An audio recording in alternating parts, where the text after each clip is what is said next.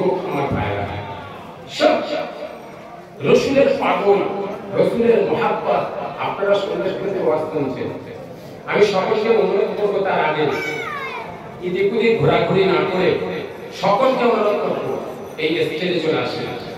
আজকে এই দরবারের হুকুম চলবে আজকের দিনটা, এই দরবারের নসিহত চলবে, এই দরবারের ওসিয়াত চলবে। আজকে সকলে এদিক ওদিক না ঘোরাঘুরি করে স্টেজের মধ্যে আসেন, জান্নাতের বাগানে আসেন। এই ফুরফুরা জমিনে আপনারা এসেছেন কিসের জন্য এসেছেন? হই হই করার জন্য আসেন। সারা জীবনটা হই হই করলেন। আমি আগে ওয়াজ করবো না, অস্ত্র সন্ধ্যা থেকে আমার ভাইরা করলেন। দুপুরবেলা আমার ভাই পীরজাদা হাম্মাদ ওয়াজ করলেন। তারপরে সন্ধ্যা থেকে আমার নোয়াজ আজান করলেন।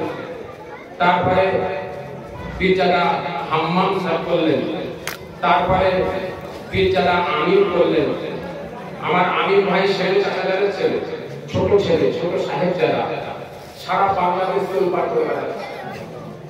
এক্ষুনি ফানা ফিল্লা মানে এক রসুলের ভাই আমার ওয়াজ করছিল, পীরজাদা ইমতিয়াজ ওয়াজ করছিল। এক্ষুনি বুঝতে পারছেন তো? এ হুসাইনিয়া রক্ত, ব্লাড কার্ড। কথা উত্তর দেন। আজকে আমার হুকুম চলবে, আপনাদের বললাম কি আমার কথার আওয়াজ। আমার হুকুম মানে কে? রাসূলের হুকুম, হযরত হোসেন বুখারীর হুকুম। তানার দরবার থেকে আজকে আওয়াজ চলবে। কিসের জন্য? সির্ফ ইফকে মোহাব্বত রাসূলের হুকুম চলবে। জোরে বলবেন না সুবহানাল্লাহ? সুবহানাল্লাহ। এই আওয়াজ আমার পছন্দ না, এই আওয়াজ পছন্দ না।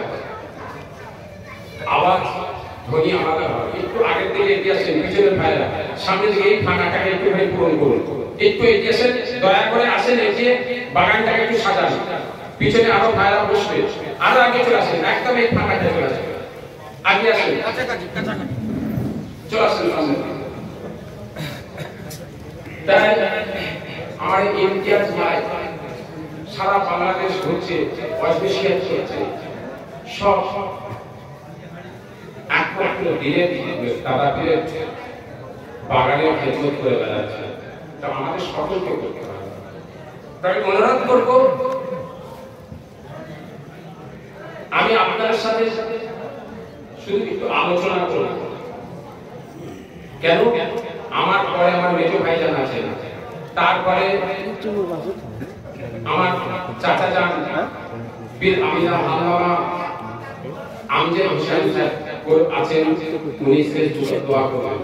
এটা দিলে যে তীর না থাকে। তাই মুখতাসার আমি দু চারটি আলোচনা করব, টাইম না নষ্ট করে সকলকে